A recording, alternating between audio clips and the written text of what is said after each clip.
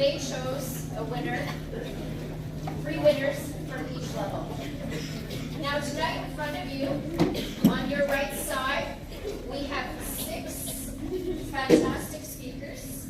Might be a little bit nervous. But what we're going to do is we're going to have the 3 juniors speak first, then the 3 seniors speak, and then the judges will leave the room and choose 1 winner for the juniors and 1 winner for the seniors. Our judges are up in the front here, and I'd like to introduce you to them to you. Over here is Barb Green.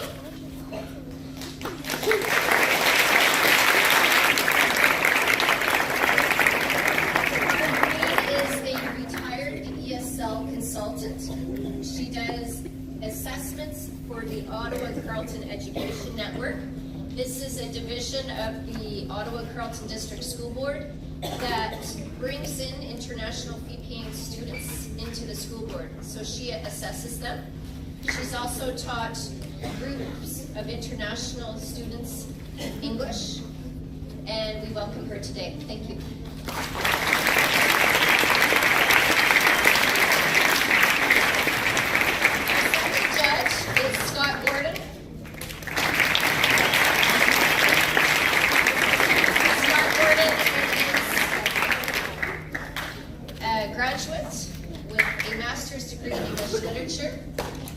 He is a department head at Woodruff High School, department head of English, languages, ESL, and teacher librarian, and he's been teaching with the Ottawa Carleton District School Board for over 20 years. Thank you, Scott.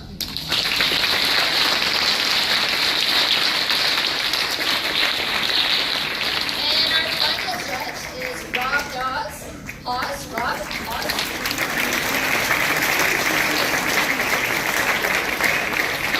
Is a Queen's graduate, a graduate from Seneca College Communications. He is in pharmaceutical sales for the Giant Bear. So thank you, Rob.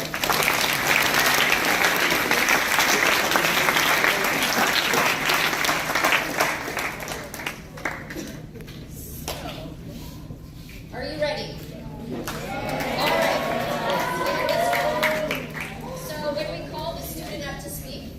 Be courteous and respectful, no hooting or hollering, no heckling.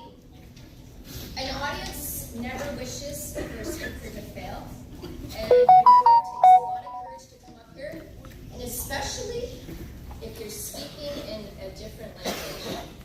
So this takes tremendous effort and skill, and I wish you the best of luck.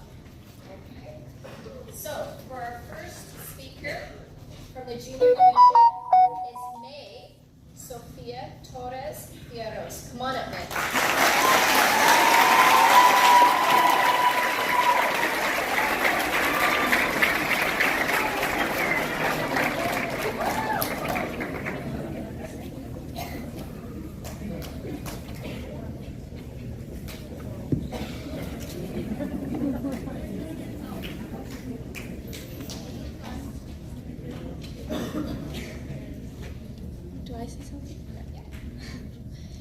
Have you ever felt or thought that you could never live without music?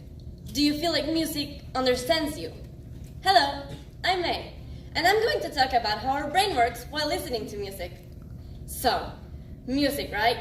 Tons of songs, millions of singers, and different languages. Virtually all cultures, from the most primitive to the most advanced, make music. It's been true through history.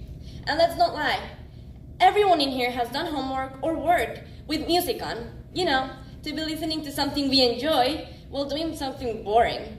At the end, I think we all end up just singing and dancing than really working. But why is that? Why does music have such a big power to control us? I love music, and I was really interested in getting to know what happens to our brains while listening to it. Therefore, I've done some research, and I'm really interested in what I found. Music increases blood flow to brain regions that generate and control emotions. Then, the limbic system, which is in charge of processing emotions, lights up when our ears perceive music. At the same time, our brains are creating dopamine, And if you're listening to your favorite songs, favorite artists, favorite album, your brain's creating more dopamine. That's why you may feel chills or better while listening to your favorite songs than any other song. Even if you don't know the song at all, your brain still creates dopamine. Let's take all of the parties we've had so far as an example. You may have not known a song or two, or none, but still have danced or, I don't know, liked the song. That's because your brain was relating to the rhythm and environment near you, so you knew what emotions to choose or how to act while listening to that unknown song. Those emotions you feel while listening to songs also help you remember the lyrics of the song.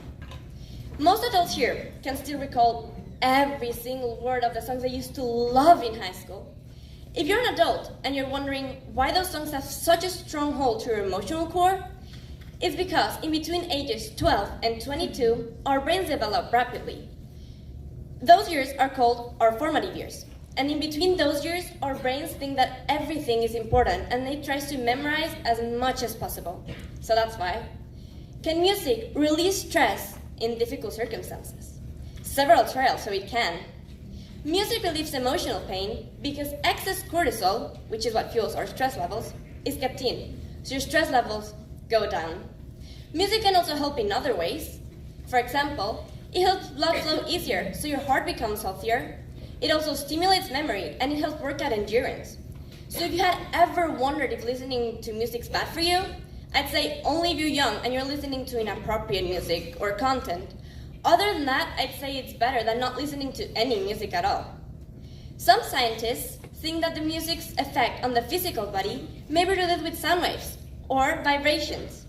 Vibroacoustic therapy uses low vibrations that are directly applied to the body, and at least 7 scientific studies have shown improvement in patients with motor function problems that were treated with these vibrations. Now, it will take scientists years to fully untangle the science between our brains and music. Thankfully, we can enjoy music's benefits without fully knowing the science in it. So, to wrap this up, music is our way our brain connects to emotions, and that's why you feel heard or understood while listening to your favorite songs. I really hope you enjoyed listening to my speech. Thank you. Woo! Woo, woo, woo, woo! Woo, woo, woo, woo!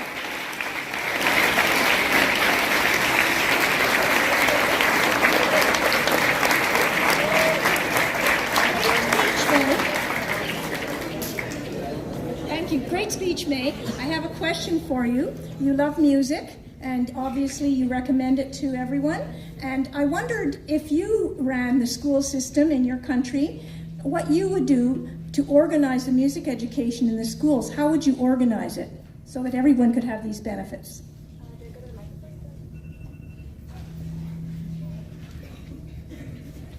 Okay, so while doing my research, I also found some studies that showed how students can also stimulate their memory and information while listening to music. So with this question, well, I live in Mexico. I'm from Mexico, so I'd say it would be really hard to make something like that work. But if I had to improve music's effects while in schools, I do it like a lot of teachers play music while students are working or while students are just in class. I'd say it helped to make a way music's effect of the stress relief on the body. So teachers have a plan of music while doing their class, so the students are a little more relaxed while doing their work.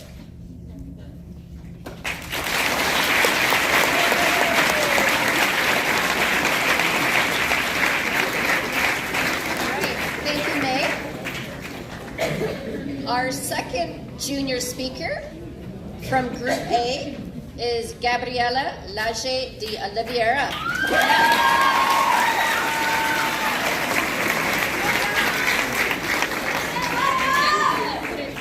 A bit lower. Thank you. She's taller than me. Taller than I?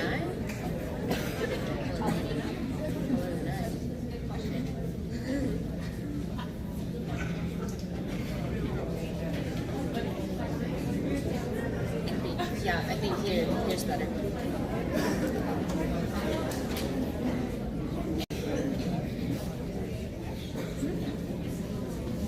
first of all, good evening, guys. And I'm Gabriela from Brazil, and today I'll talk about the relationship between body image and social media. I stand before you all to talk about about important things that are negatively impacting our society: body image and social media. Social media platforms have become powerful tools in our digital community, inspiring, connecting, and shaping our perceptions of reality.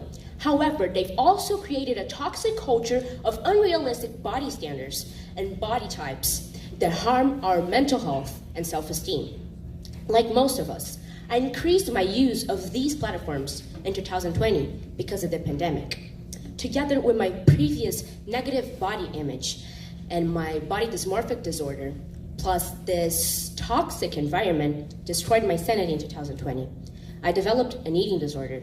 I used to do extreme diets, exercise online for hours, avoid mirrors, skip meals, keep losing weight, and still feel inadequate. I'd never be satisfied with myself. I even refused a piece of cake on my own birthday.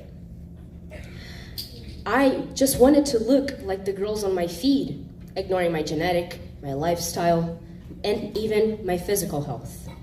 Pursuing this body ideal has harmed me in the past and left scars that will be with me forever. But I truly believe I can use this negative experience to inspire and advise others to don't fall for the same. Because when we log into social media, we get tons of these carefully selected images of perfect people. They often promote unattainable body types and beauty ideals and create unrealistic expectations about ourselves and others.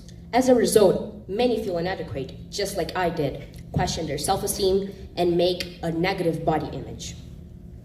This problem is also aggravated by the proliferation of photo editing tools and Photoshop or even filters. That they may seem harmless at first glance, but by changing their users' aspects, they change their perception of reality and true beauty, that it's present in reality and not in some fantasy. Well, I wasn't the only teenager who had mental health issues related to this matter. Young people from all around the world struggle with body dysmorphia, eating disorders, depression, and anxiety, but nothing seems to be done. We must recognize that social media, it is a known negative. It can foster authentic connection and encourage a positive change. However, we must learn how to correctly use these platforms in our favor. There are 3 simple steps that as consumers, content creators, and the responsible people for these platforms that we can make. First, as content creators, we need to commit in sharing true posts that don't have filters or photo editing, and encourage others to do the same. For example, if you see one of your best friends using Snapchat, a filter that removes all her acne and changes completely her face features, you should warn her that that's not positive, that's not good for her, and that's not good for anybody.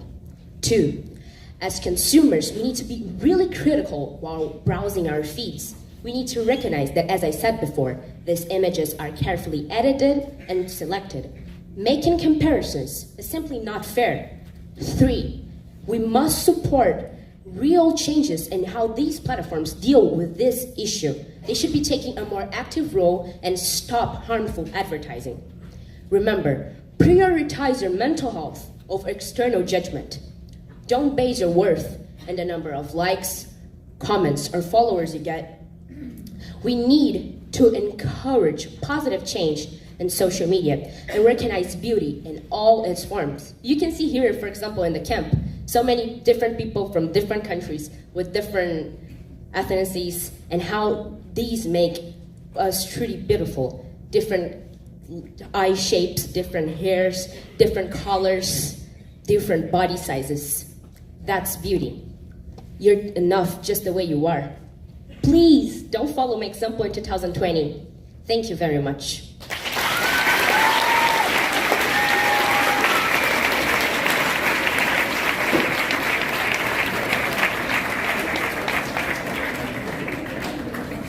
No, That's fine. I think everyone can hear me. Gabrielle, thank you very much. That was very courageous on a lot of different levels. Thank you for sharing your personal story with that, too. An incredible topic as well. What advice would you give a parent of a 12-year-old in how to counsel or teach their children in dealing with and using social media? I think that the first thing, it's never too forbidden. It really seems, something that's forbidden really seems more attractive. Drugs are an example of that. So forbidding your kids of using social media, it's not the answer. I think encouraging positive dialogues and talking about the issue with them, advising. Maybe if they're struggling with it, seek professional help, like therapy. And I think that's it. Dialogue, a lot of support, and professional help. All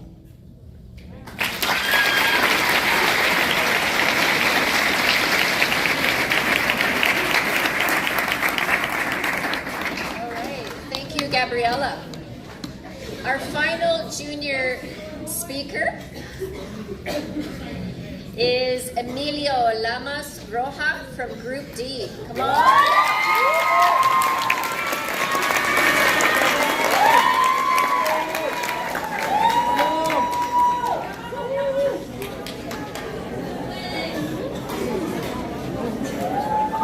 Hi.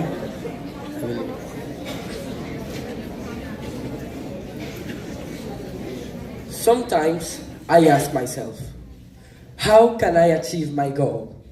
How can I do it? How do I become who I want to be? My name is Emilio Llamas Rojas, and I'm here to present you my speech, How to Achieve Your Goals and Dreams.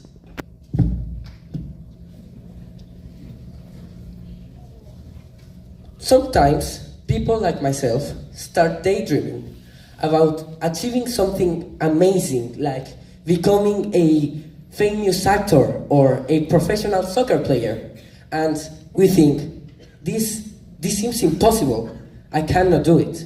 Well, what if I told you, you can actually do it? What if I told you what you're capable of?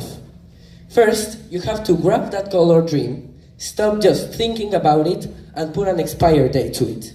Then begin to put the hard work on it, because it's not going to be easy. A big part on achieving your goals and dreams is habits. You see, habits are the actions we take to make that goal or dream come to life. For example, if you want to become a professional soccer player, you need the habit of practicing every day. If you want to become a good student with good grades, you need the habit of studying more often. If you want to become more fit, you need the habit of exercising and going to the gym more often.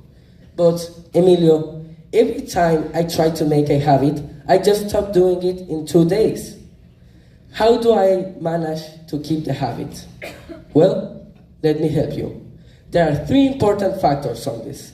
First is the 2-2 system. The 2-2 system consists of making a habit, doing it for 2 minutes a day, never letting 2 days pass without doing it, and doing it for 2 years. You see, it's okay just to do it 2 minutes a day, because that's how you'll get used to the habit. It's okay to do it just 2 minutes a day, because that's how you'll get used to it.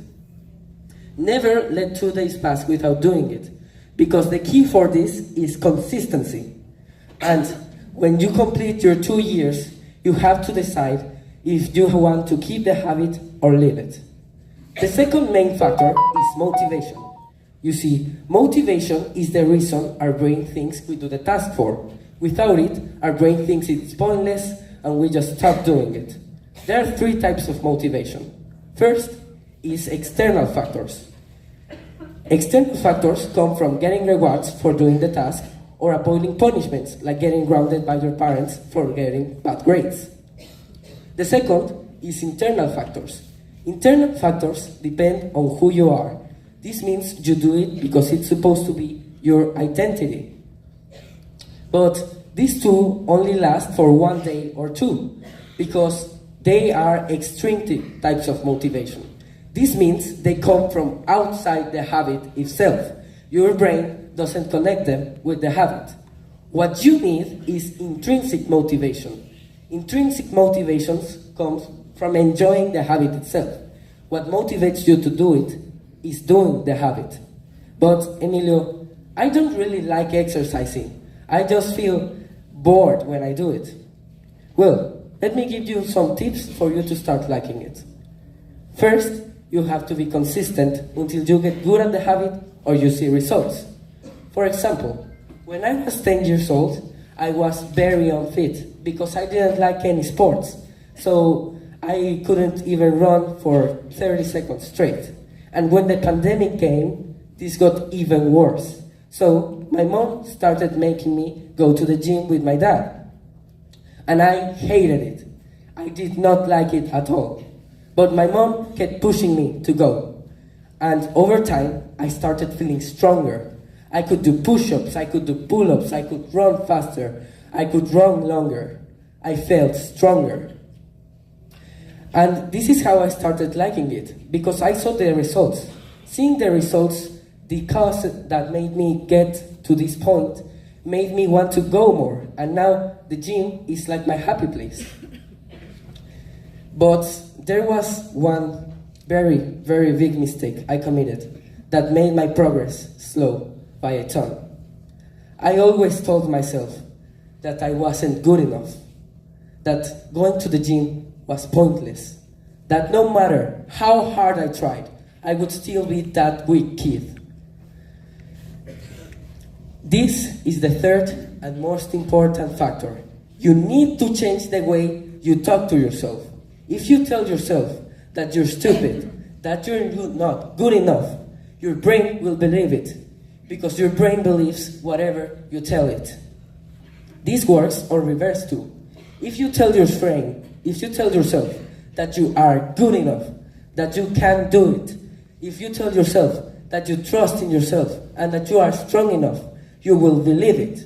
This is why, instead of saying, I need to study, you need to say, I'm a person who studies. Because when you say, I need to study, your brain does a calculation. It thinks, I need to study, which means I'm not a person who studies, so I won't study. But if you tell yourself, I'm a person who studies and gets good grades, your brain does the calculation. I'm a person who studies, so I study, so I will study. This is the way to trick your brain into doing good things that are hard. You have to trust yourself, believe in yourself, think that you can do it. Tell yourself that you are good enough, because you are. Don't let anyone's words affect you in a bad way. Always compare yourself to the person you were yesterday and try to become better. So now, when you get out of this place, I want you to start putting your stuff together. I want you to think about your future and ask yourself the question, who do I want to become? So when you start crossing the path to get to the finish line, you can come at the end and tell me, Emilio, I did it. I made my dream come true. Thanks.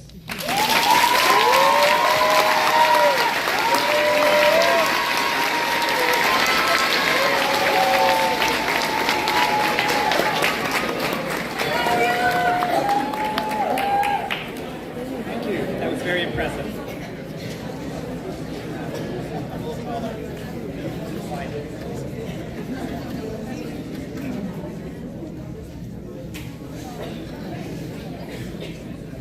Thank you. I'm wondering if you think that motivation is something that can be taught, or whether it's just something we either have or we don't have. So can we learn to be more motivated, or is it just some people can be motivated and some people can't?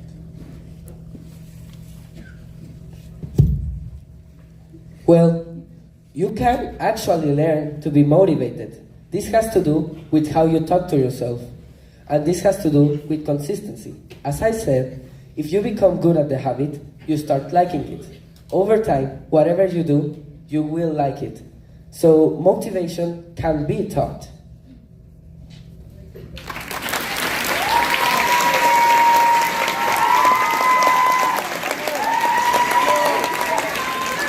Thanks for your attention, everyone.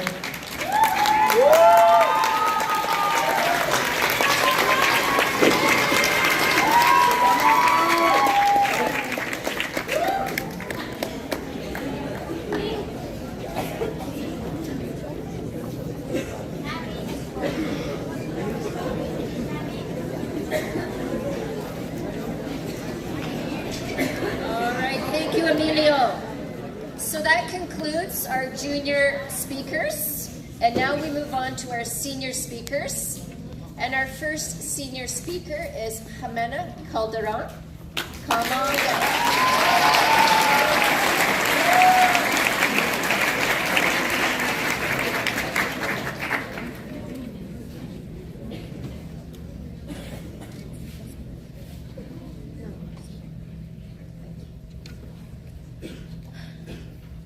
I'm just a girl. Pretty obvious, isn't it? Maybe you realized by the way I'm dressed, how I did my hair, the blush on my cheeks, or probably by the fact that I drew stars and hearts all over my flashcards. But just looking like a girl doesn't make me one. Being one is way more than that. After all, it was just a coincidence that I was born in the body I have today. So, what is it that makes me us? Girls? Is it the way our faces turn bright red when someone calls us pretty? I see a lot of smiles. Is it the way we cross our arms when we walk next to each other? The loud laughs that we can't contain? When we share secrets? Or when we do each other's makeup in the bathroom, in a really messy bathroom? I mean, we do love that, we do enjoy that, but it's still not what makes us girls. And by this by this point, you might be wondering, is this really going to be another feminist lecture? Probably, but you can classify it as you want. Being a girl means being strong, creative, smart, powerful, brave, and pretty much everything one would like to be called. But can't everyone be that? It's not so little things we do. The ability we have to set our differences apart to help whoever might need us. The ability we have to come up with solutions right at the moment. How we figure things out, even when we don't know a single thing about it. But it's also the fact that we're overthinkers. How we spend ages analyzing everything. And it's also the way we were raised. With people telling us to be well-behaved, to act girly, to be polite, and to not raise our voices. But we're also taught, maybe not directly, I don't know, but that women are the weaker ones, the not as capable ones. The dumb gender? Can you believe that? And that actually might be the reason why most girls go through the I hate things stage, where we hate everything that's girl related, because we know that we're much more than what people say about us. Until we grow up and we realize that pink is actually a beautiful color. That painting my nails does not make me less of a person, or that wearing a dress can actually be really comfortable. But being a girl also means to be scared. Didn't I just tell you we're brave? Being a girl is having to have someone you know would believe you if something happens to you. It's having to walk home before the sun goes down. It's just imagining what could happen for every single thing, knowing where the exits are, the emergency exits, you know? Being a girl is hard. And you know what I just told you about how we're told or how we're taught that we're the weak ones? You fight like a girl, you act like a girl, you cry like a girl. Yeah, being a girl does mean you have to fight. Fight for what you want, and don't give up when someone tells you you're not enough. So if someone ever tells you that you fight like a girl, take it as a compliment and be proud. And I mean, don't get me wrong, even after all these struggles, I love being a girl. I love being a girl who's turning into a woman. And I would love to be a woman with opportunities. I would love to be a woman who lives in a world where the cans are way more than the cans. But it isn't everything about what I would love. Just like Louisa May Alcott once wrote, I don't know if you know her, you might not. Women, they have minds. and they have souls, as well as just hearts. And they've got ambition, and they've got talent, as well as just beauty. I'm so sick of people saying that love is all a woman is fit for. So, to every girl, to every woman in this room, I want you to know that you are everything. And you can be anything you want. Don't let anyone tell you otherwise. And to every boy, man, husband, brother, dad, this is not about figuring out who's better, which gender is the best one. This is about doing better, feeling better, and being better. After all, we're all like really young right here, aren't we? We're the perfect people to make a change and have and secure a better future. And when you think of any woman, be sure that we are more, way more than what you're just thinking. So if you listen to the 17-year-old standing right in front of you, you might want to start changing your mind or the way you think about us women. But if you didn't listen, you're probably still thinking that I'm just a girl. Thank you.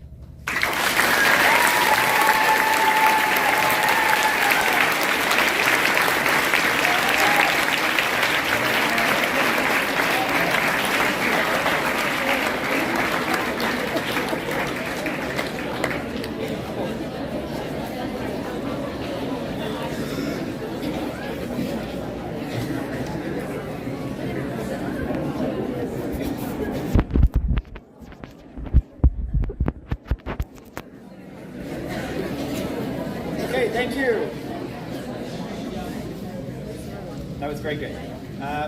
You talked in your speech about how it can be scary, how it can be hard to be a girl. I'm wondering if you can suggest one change the society can make to make it easier to be a girl. Sorry, I've been sick lately. So, as I said, we're thought that I'm so sorry. The women are kind of like the weak ones. I will always tell women that take care of yourself. Don't go out alone. It's dark at night. Don't go out, you know. Instead of saying like take care or like be scared of these things or be scared of that, we should start, I don't know, I'm suggesting, start telling boys to behave, to change their minds, or to actually be more respectful with each other, like not only boys to girls, also girls to boys. Because after all, it's not my fault if I go out and someone like says a gross thing to me just because I'm walking down the street, you know? It's like very hard because being a girl also means like to be jealous of your 15-year-old brother because he can walk down the street without his heart racing. So let's start change that. Like let's start telling boys, men, everyone actually, to just be respectful with one another, and let's just change our minds and do better. Thank you.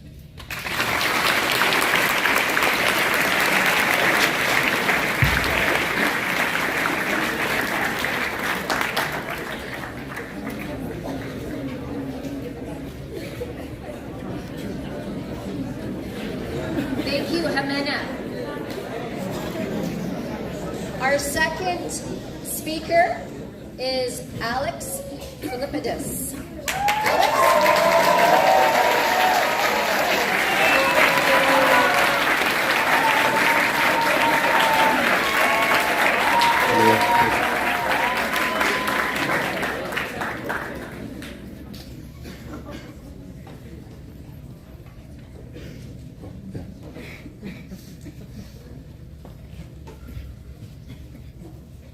Hello, my name is Alex and my topic is the importance of technology.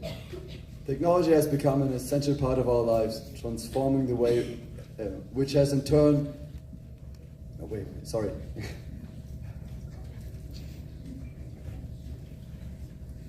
Technology has witnessed an impressive evolution, which has in turn transforming ourselves and helped us evolve with it. We use technology every day, sometimes consciously, sometimes not. Look around you and you will see what I mean. If we compare the past with the present, we can see an enormous development in science and technology. In the year 1942, the first computer was invented. Today, over 80 years later, we still use computers, but adapted to our time, with new hardwares and new softwares to run them faster or to do even more at once. Nowadays, almost everybody has a computer, because we use it to inform ourselves or to game on it. Yes, I know what you're thinking. We can actually game on a computer? In the middle of the 20th century, the student Steve Russell invented the first computer game. And today, over 50 years later, we're still playing. In contrast to the past, nowadays technology offers significant benefits. These benefits have a huge impact on our day-to-day lives, on the operations of countless industries, such as healthcare, communication, automobile, and business. In general, there are three types of technological innovations: the semi-radical technology, the disruptive technology, and the incremental technology. Semi-radical technology builds up on the technology knowledge that already exists and tries to improve the already existing technology. For instance, smartphone brands keep presenting newer versions with better features from time to time. The disruptive technology is a whole new innovation in a specific area. This kind of technology updates an existing technology by making it more accessible to the people. An example is streaming music via various apps like Spotify or Amazon Music. The incremental technology, which is similar to the semi-radical technology, focuses on making smaller innovations to the already existing technological aspects. However, these smaller innovations contribute to significant improvement of a project. In big industries, machines are doing the work humans used to do. They're way faster and don't do mistakes humans could do. Further, the use of technology in certain areas can help save significant costs. For instance, switching to digital communication from paper-based communication and engaging machines into tasks that might take a lot more time to complete can help save costs. Maybe we won't need pilots, teachers, or taxi drivers anymore. Of course, technology is not without its challenges. It can be addictive, isolating, and exacerbate existing inequalities. However, by working together and using technology responsibly, we can create a world that is more connected, more equitable, and more sustainable. In short, technology has become an essential part of our lives, transforming the way we live, work, and connect with each other. By embracing technology and using it responsibly, we can create a better world for ourselves and future generations. Thank you.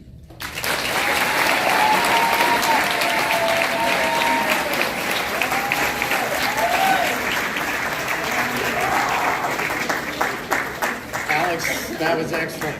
Congratulations. Very well done.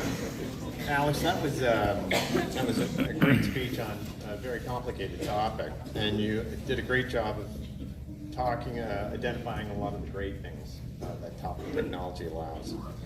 What do you think the biggest worry or concern we might have about technology moving forward?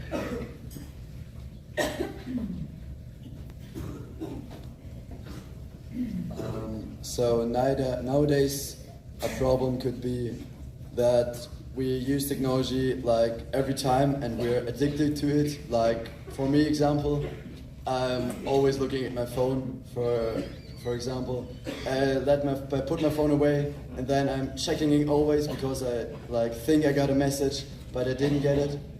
And also this is technology in the future. It's like if we develop technology in the future, it can dehumanize us. Like for example, nowadays we're all so addictive, and maybe we're isolating. Like younger kids are getting so young, their mobile phones and playing games on it, or everything, or doing something else, and like they can't put their phone away. Like in the past, friends, we're meeting friends or doing something outside or something else. But nowadays we're doing always with our phones. We have always our phone with us or something else. And this is today a problem. I think this could be also in the future a problem. Great, thank you.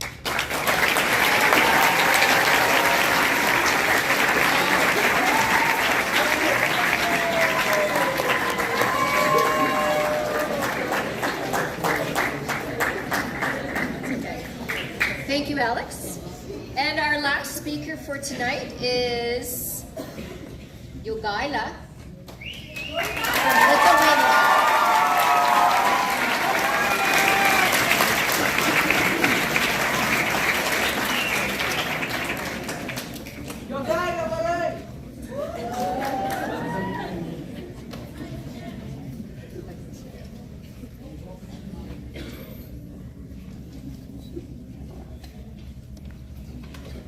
Hello everyone, my name is Yogaila, and today we'll talk about how women are represented in international politics. Women belong in politics. Women have been discriminated for all of history, and it still exists today.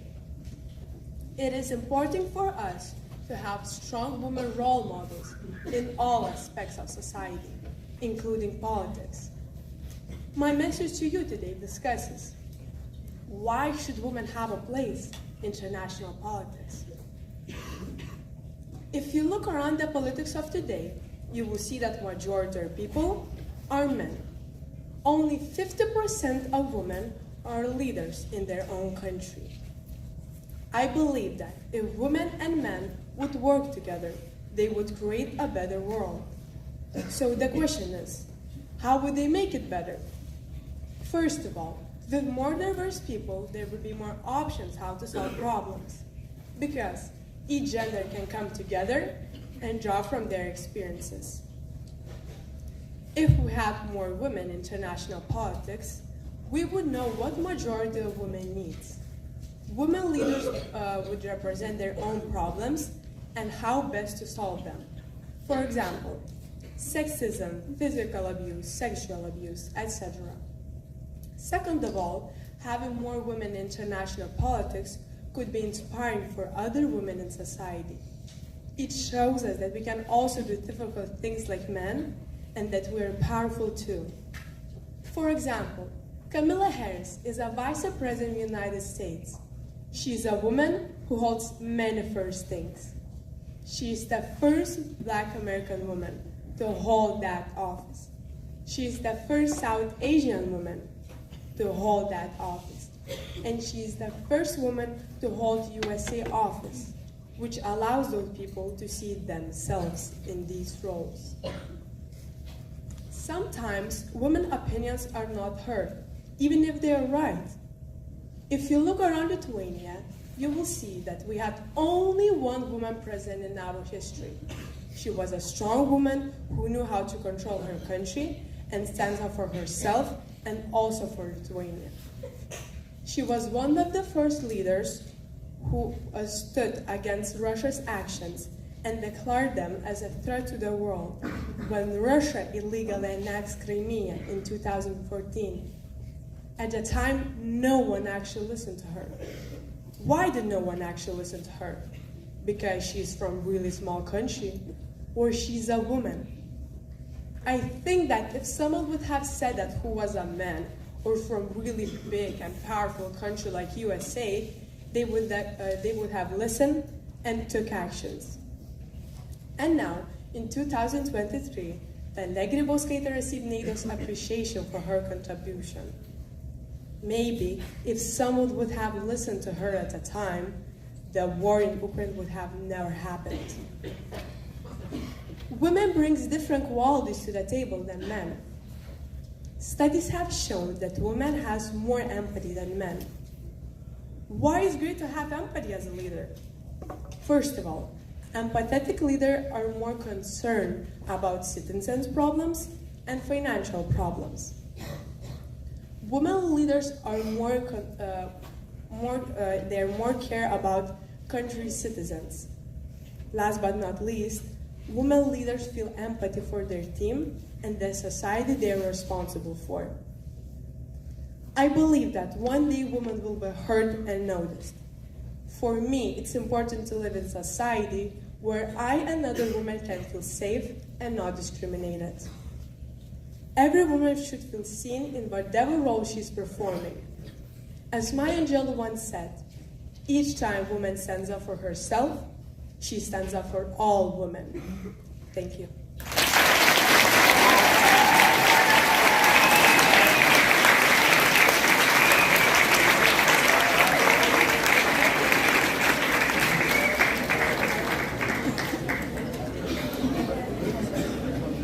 Excellent speech, Ogala. Thank you. My question for you is, what, in your opinion, is the major impediment for women becoming involved in politics, and how can we overcome these obstacles? What is keeping women away from politics? What is stopping them, and how can we overcome that problem?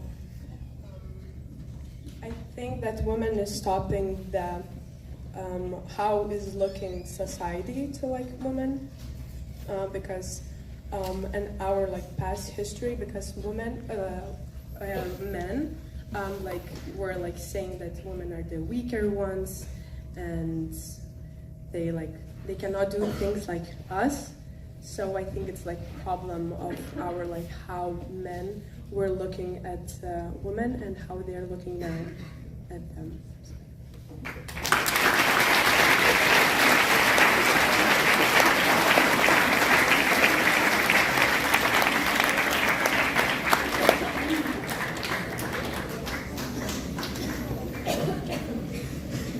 All right, thank you, speakers. Fantastic job by each and every one of you.